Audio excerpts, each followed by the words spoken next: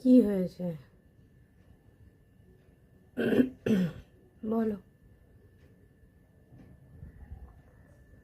শুনছি তো, বলো। এতক্ষণ তো ডাকছিলে, এখন গা চুলকাতে শুরু হয়ে গেল। হ্যাঁ, কি হয়েছে? কার সাথে ঝগড়া করেছো? হুম,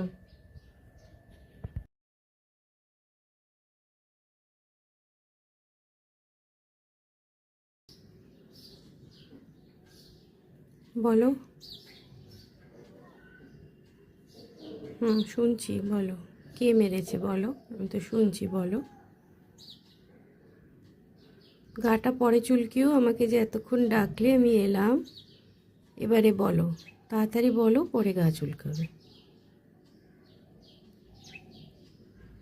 আমার বেরোনো আছে তো, বলবি তো। হ্যাঁ, কি? পুটপুট করে বললে হবে না, ঠিক করে ভালো করে বলো।